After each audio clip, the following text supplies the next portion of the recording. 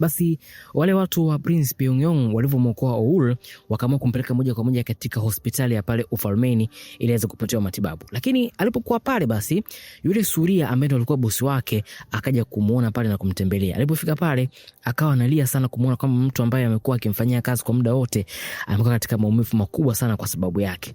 Lakini binti naye kana muomba msamaha sana kwamba kwa hali aliyokuwa nayo hataweza tena kumfanyia kazi. Suria anambia wewe wala usijali, hiyo ni sawa kabisa, mimi nakuelewa. Wewe kuwa na amani tu afu utapona. Naamini kwamba utapona. Lakini mtumishi wake akamwambia samani sana mkuu kwa mbele jambo, lakini kwa sababu huyu mtu sio mtu kutoka familia ya kifalme ama mtu wa ufalmeni, basi itabidi atoke katika hospitali, ndio jinsi ambavyo sheria zilivyo.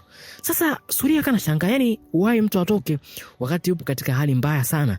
Mtumishi anambia ndio hivyo jinsi ambavyo sheria inavyotaka. Kwa ikabidi basi binti waweze kumfanya namna aweze kutoka. Kwa hiyo Suria akampa identity chake kwamba kama akitoka basi akipita katika mageti yote akikionyesha tu hicho ataweza kupita bila bugudha yoyote. Lakini binti akanaambia juu ya hapo yule mtu ambaye alikuwa ananitesa sikufanikiwa kumuona sura yake, lakini ni kama vile sauti yake nilijua, ni kama wakisimama sasa hivi ambapo akaanza kuongea naweza nikatambua kwamba yupi ni yupi hasa. Upande wa pili ilikuwa ni baraza la wazee ambalo linaongozwa na mfalme mwenyewe. Na siku hiyo ilikuwa ni siku ya kumappoint mtu ambaye atakuwa ni head wa department ya justice katika ufalme huu. Lakini sasa mtu ambaye alikuwa kama vile ndo amesimama kama top ambaye sasa tunabidi achaguliwe alikuwa ni jamaa anaitwa Byong-in. Kumbuka Byong-in ndio yule cousin wa malkia na anatoka katika familia ya Andong Kim clan. Kumbuka hii familia mfalme ni anabifu nayo kinoma noma na anataka wamalize. Lakini hapa anashangaa tena kuona kwamba candidate mwingine katika nafasi kubwa sana ya kifalme amekaa mtu kutoka katika ukoo wao. Akamwambia jamani, hivi hamuoni kama ni jambo la kushangaza? Yaani hawa Kim clan wamekaa sehemu nyingi sana za uongozi wa kifalme. Hata head wa Department of Justice. Basi wale wazee kuficha jambo akasema kwamba tumechagua tu wote. So hiyo jinsi ambavyo watu wakubwa wakitaka kuficha jambo lao ili tu wapate pesa maisha yao yaende. Wakasema tumechagua sisi wote na tumekubaliana kama wazee kwamba huyu ndo apite. Kwa basi mfalme akahana namna, ikabidi tu atie saini yake pamoja na muhuri kwamba Byong-in ndo anayepita kuwa head wa department ya justice. So wakati hayo yanaendelea kule katika baraza la wazee, malkia yeye alikuwa ameenda zake kule kwenye royal kitchen kama kaida yake, maana siku hizi hilo ndo chimbo lake. Amekaa pale, alikuwa anajaribu kushona kitambaa fulani. Yule mpishi mkuu anamwambia kama ulikuwa na mpungo wa kushona silibidi ukafanya huko katika chemba zako, sio kufanya hapa katika jiko. Lakini ninachoangalia hapa mtu anakishona hivyo, unashona kitu kweli? Lakini ghafla tu kile chakula ambacho mpishi alikipeleka kule kwa Grand Queen Dawaga. Na baada enough ni kwamba Grand Queen Dawaga mwenyewe alikuwa hajala kabisa, yeye hajakigusa. Ni kama kuna namna fulani hivi kwamba siku hizi amekuwa addicted sana na chakula ambacho anakipika binti ambaye ndo malkia wa sehemu hiyo. Kwa hiyo mpishi alivyokiona hivi akanashanga kwamba asa Grand Queen Dawaga anataka nini siku hizi. Malkia alivyoona kwamba chakula kimerudi afa kijaliwa akamcheka sana mpishi. Anambia mzee tulia, inaonekana kwamba siku hizi bibi hataki vyakula yako ambao anatengeneza. Tulie mimi nitengeneze kitu alafu nianze kumpatia. Kwa basi akaanza pale mambo ya kupika kwa ajili ya kumpelekea Grand Queen Dawaga. Grand mwenyewe katika chemba zake njaa inamuuma kinoma mpaka tumbo linalia.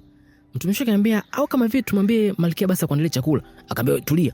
Kumbuka ni siku kadhaa tu Grand pamoja na Queen wa sasa hivi wamepishana kweli kweli, kwa sababu Queen kwa namna fulani alikuwa amefanya mambo ambayo Grand Queen Dawaga alikuwa hajapenda. Lakini ghafla wakasikia kama mtumishi mwingine amekuja, alafu kuna chakula ambacho kinasemekana alikiandaa malkia. Bibi akafurahi sana kwamba chakula hatimaye kimekuja. Lakini hapo akakumbuka kwamba no, mimi na beef na huyu mtu, kwa lazima ni kazi. Lakini this time around binti alikuwa amefanya kitu tofauti kabisa. Kumbuka mama mwisho alipopeka chakula alisema kwamba kimetapaka kama vile alikuwa anapata tabu kukileta. This time around alikuwa chakula ameweka katika kisehemu kizuri kabisa ambacho kimetengenezwa vizuri kabisa, kibri cha kusafiria kama vile ambavyo huwa wanasafiria wako, afu chakula kilikuwa kimewekwa mwe ndani. Kwa hiyo wakamtolea Grand Queen Dawaga pale na kumwekea kwa ajili ya kula. Ai, bila ikifurahia chakula kama kawaida yake. Yaani yeye siku hizi tuseme tu ukweli kwamba yeye kwenye mapishi ya Queen amelaza. Yaani hakuna namna yote ambaye anaweza akachomoa ama kutoboa. Sema tu ni vile basi mume waga ni mjeuri muda mwingine. Sasa chakula kimerudi kule kwenye kitchen kikawa bwana kweli kimeletwa tofauti na kile ambacho alitenza mpishi mkuu kabisa wa ufalme. Sasa mpishi akana kasirika kule kuna kwamba chakula cha malkia kikienda kinakubalika, afu cha yeye ambaye ndo mtaalamu aliyezumea kabisa masuala ya mapishi hapo ni kama vile kikubaliki chake. Kwa hiyo akaani ananuna tu kila mla chakula kikiwa kimerudi alafu kimeliwa kutoka kwa malkia. Upande mwingine ilikuwa ni Suria amekaa na yule Queen Dawaga ambaye ndo alikuwa amemwachia nafasi huyu malkia wa sasa hivi. Wote wamekaa pale wanaongea. Yule Queen akanamwambia Suria kwamba yani hili tukio la Oul linaonyesha ni kiasi gani huu ukoo wa Kim jinsi ulivyo. Na nilikuwa nishakuonya mwanzoni kuhusu watu. Sema kile ambacho umekifanya kwa yule mtumishi wako. Yani vitu ambavyo wanapenda sana kuvifanya, kwa sababu hata kilichomfanya mimi mfalme ambaye alikuwa mume wangu afariki ni mambo haya. Ilifika hatua aliona kwamba huu ukoo utaharibu Josioni, kwa hiyo akaamua kudili na mmoja wa watu ambao walikuwa ni matatizo sana, yani ni jibu, akaamua kumtumbua. Sasa kumtumbua siku mbili tu mbele watu tumelala kitandani kwetu, mara akatapika damu afa kaisha kufariki pale pale. Na alipofariki tu chakula mshwa kimewekwa kwa ajili yake jioni kikatolewa, kumaanisha kwamba inawezekana walimtia sumu. Kwa hiyo ninachokushauri, hawa huno mchezo wao.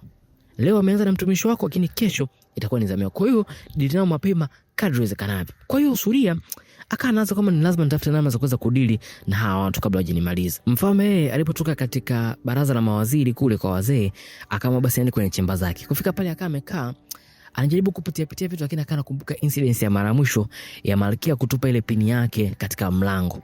Akawa anajaribu kuwaza namna ambavyo Malkia alikuwa amekasirika sana kwa sababu ya vitu ambavyo amefanya.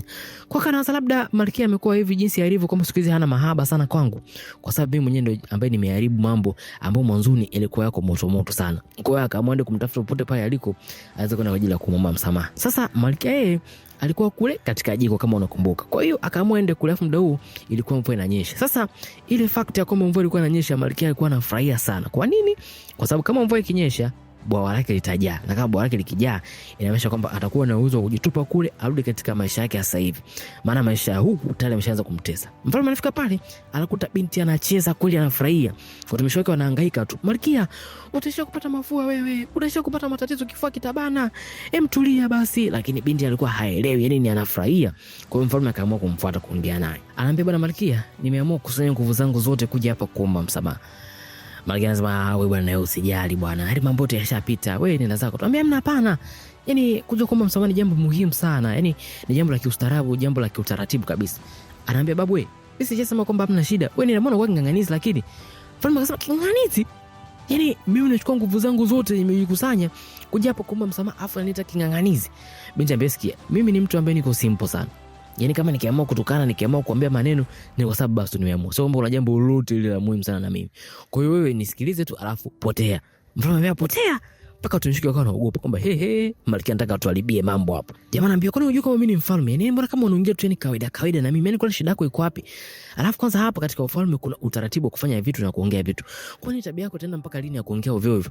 Binti anasema, usijali bwana, usijali ba mtu. Yani tabia mimi kuongea ovyo ovyo itaishia leo, kwa sababu kuanzia kesho mambo yote yatakuwa shwari, yani kila kitu kitakuwa fresh kabisa. Kwa hata usiwe na wasiwasi na mimi. Mfalme akaisha kukasirika tu na kutaka kuondoka. Ili anatoka akaamua basi ampe comeback moja. Anakuja kwa Malkia anamwambia, unajua nini? Siwezi kushare kabisa kitanda na wewe leo kwa sababu umevunja sana hisia zangu. Basi akahisi amewini mwenyewe, lakini Malkia alikuwa hata na muda wa kuwaza. Zaidi sana tena akawaza hii ndo nzuri, maana atakuwa sina mtu wa kunzuia. Akachukua mwavuli akaendelea kufurahi tu na maisha yake. Akacheza we, furaha sasa ilivozidi akaanza kuleta mambo ya kangamoko. Mtu mshambia, Malkia, nini hichi? Lakini mambo ya peptida na viviroma. Mtu kufuna bidi ukae sawa, wewe ni mtu mzito hapa. Lakini Malkia alikuwa haelewi, ndo kwanza endelea kucheza mpaka akamshawishi mtumishi wake naye aendelee kucheza naye.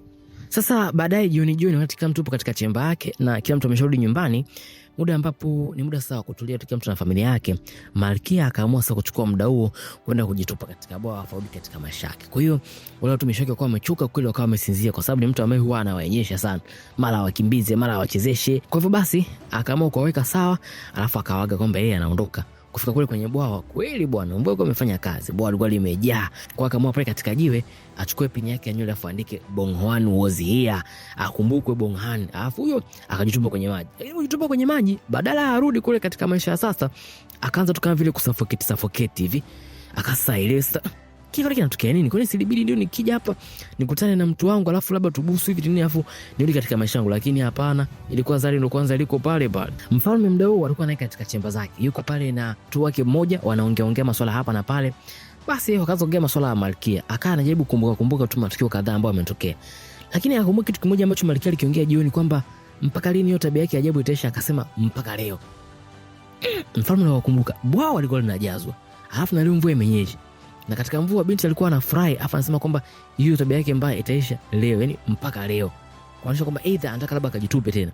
Kwa hivyo mfalme akaamua kuchukua farasi chap kwenda kule ambako Malkia alikuwepo, akaenda paka kwenye bwawa na kweli akuta kwamba katika jiwe kuna kitu kama kimeandikwa hivi ambacho si sawa. Akaamua basi kujitumbukiza ndani. Kufika kule akuta kwamba kweli malkia yupo. Akajaribu basi kuanza kumtoa, lakini binti alikuwa anamsumbua sana. Lakini akaamua mbebe hivyo tu, akamsomba mpaka kwenye nchi kavu. Kufika pale binti akawa anamlaumu sana kwamba wewe unafanya nini? Anaambia unataka uniue juzi tu. Mfalme anasema kama ni masuala ya kuua inabidi nikuulize kama unataka kufanya nini. Yaani sitaki kuamini kwamba ulikuwa unataka kutoa tena maisha yako. Malkia anasema kwani wewe unajali nini kama nataka nijitoe maisha yangu? Hebu naomba usininterrupt mimi. Wakaanza kugombana pale. Malkia anataka arudi kwenye bwawa, mfalme anajaribu kumuokoa. Ikafika hatua wakawa wamechoka tu, wanahema kwa nguvu kweli. Watumishi wake nao wakaja. Walipofika wale watumishi, mfalme sasa ndo akaamua kuwapa maagizo kwamba wamchukue malkia, alafu hakikisha kwamba yuko sawa kabisa. Wampe nguo nyingine, lakini pia wampe na blanketi ili asiweze kubana na kifua ama kupata mafua. Sasa wakiwa kule chumbani, wakati mtumishi anajaribu kumweka sawa, malkia kana jiwezea kichwani kwa ile sauti ya Bongwan. Anasema sema kule ningefariki mimi, ningesuffocate kama singekuwa Cheoljong. Sema tu ndio hivyo, lazima niite kajeudi kidogo maana ataanzoea. Lakini sasa mbona kama it makes sense?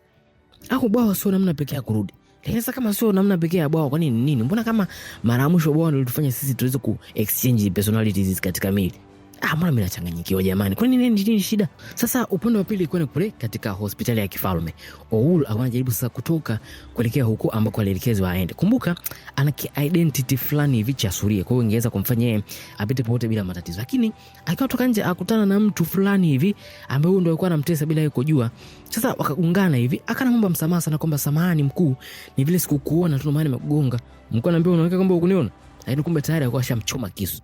Anambia sikia, mtu ambaye sio mkuu katika huu ufalme akijua vitu vingi sana ambavyo havimuhusu, hichi ndio ambacho kinaishia kumpata, ni kufariki tu. Na hiyo ndio sheria ya ufalme. Oulu akawa anasikitika sana kwamba umbea wake wote ule tumempelekea ishi katika hatua hii. Na basi kutokea hapo akawa ameanguka tu na kama amepoteza maisha. Wakati Oulu anakata moto, mzee kule akanapewa taarifa leo na mtu mwingine kabisa ambaye ni mdada hivi. Anaambia malkia anaanguka tena katika bwawa siku ya leo. Lakini leo na mfalme naye alianguka katika bwawa hilo, nikabila alienda kumfuata. Sema shida ni kwamba hakuna mtu ambaye anaelewa kwamba kwa nini wawili hao waliamua kujitumbukiza katika bwawa. Mzee anamuuliza hicho ni kitu pekee ambacho unakifahamu? Anaambia ndio, hizo ndio taarifa pekee ambazo sasa hivi zipo zinazosambaa. Mzee akamwambia basi sawa, ukienda kusipata hizo taarifa itabidi uzidi kuniletea. Alafu mimi nitahakikisha kwamba unapata nafasi ufanye kazi katika bed chamber ya malkia. Asa binti akafurahi sana kwamba kama nikipata nafasi kule inamaanisha hata mshahara nao utakuwa mkubwa zaidi. Kwa akamhakikishia mzee kwamba taarifa zile nyepesi atakuwa anampenyezea tu kadri ambavyo atakuwa anazipata. Malkia katika chemba zake bado tu anazidi kuwaza kwamba ni nini ambacho kitakuwa kinatokea na mimi. Yaani kwa nini sina uwezo wa kurudi katika ule mwili wa kawaida? Akawaza au nifanye matambiko nini? Akamwita Kotled Choi. Anamuuliza hivi, unamfahamu mtu yote katika ufalme ambaye anafanya mambo ya matambiko? Paka Kotled Choi mwenyewe akanashangaa kwamba malkia anataka ajiingize kwenye vitu gani tena? Sema kuna option moja akawa anaifahamu, kwa akamdirect moja kwa moja kwa Kwendawaga. Kufika pale anamuuliza samani Kwendawaga, hivi kwa namna yote ile ambayo tunaweza tukafanya labda matambiko au nikapata irizi hivi? Kwendawaga kana jiambia muone au amesikia kwamba na irizi mpya nini? Anambia hamna, hapa mimi sifanyao maswala wala siyafahamu kabisa. Akamwambia sasa kama ni hivyo mbona hii sehemu yako imepamba kama sehemu ya waganga hivi? Anambia hamna, hapo umepaona vibaya tu, hii ni sehemu ambayo mimi huwa nasuza moyo wangu. Ni hivyo. Anambia mimi sina lolote zaidi hapo. Kwa hivyo basi kutoka hapo ikabidi tu aweze kumsindikiza nje ya sehemu hiyo afu aweze kuondoka. Lakini Kwendawaga kana anawaza muone kwamba huyu mjinga atakuwa amekuja hapa kwa sababu amesikia kwamba mimi nafanya mambo ya irizi na mambo ya uchawi, alafu anataka tu expose kwa wakuu kwamba wajue kwamba mimi nafanyaga haya mambo hapa ili mwisho wa siku niweze kupata dhahama kwa Grand Kwendawaga. Sasa akiwa njiani kurudi katika chemba zake anahisi kitu kwamba kwa nini mwanamke sasa hataki kabisa kurudi katika mwili wake? Kwani shida ni nini? Tunakumbuka huyu malkia huyu wote tunagongana, ni kama kuna anafanya kwa anakimbia nyumbani. Au ndio sababu hataki kurudi? Alafu sikuti ana have fun tu na mwili wangu. Sasa bwana, kumbe binti alivyoenda katika mwili wa mwanaume yeye alisha kuanza kupenda wanaume. Kwa nini? Kwa sababu tu katika royal family kuna possibility kubwa kwamba alikuwa hajawahi kudate kabisa na wanaume. Ni mfalme ndio alikuwa mtu wa kwanza ambaye date naye. Kwa hiyo sasa kule kwa sababu ni free world akanapata wanaume wote ambao anataka. Sasa dakika moja kule ni mwanaume sio mwanamke, japokuwa desire zake zilikuwa za kimwanamke. Kwa hiyo club hivi akaanataka ku hang out na kubang pamoja na wanaume. Wanaume wanaona huyu jamaa vipi? Mbona kama shoga fulani hivi? Hapo na kama anatushika mabega, ana shida gani huyu? Unajua kama siku hizo watu wanapotea na mazaga au? Kwa mwanamke alivyokumbuka hilo akana hizi kwamba yani imekuwa noma. Kwa kama vipi basi naende kuchuma mwili wake ili basi kwa mbili kila mtu anakuwa ondoka na maumivu yake. Lakini kila kijaribu kujichoma tu akanaishia kuumia. Mpaka mtumishi wake akaamua kumtoa pale. Ambia bana mtukufu, kwa design hii utajiumiza, tuondoke.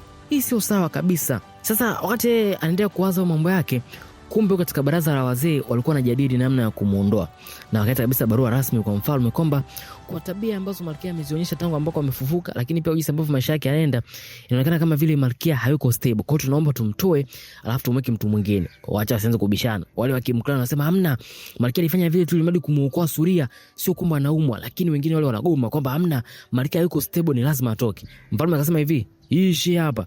Kwanza mimi ndio mume wake na ndio mtu ambaye nakaa naye 24/7, namjua. Najua yule binti yuko sawa, lakini kumtoa kwenye umalkia ni no.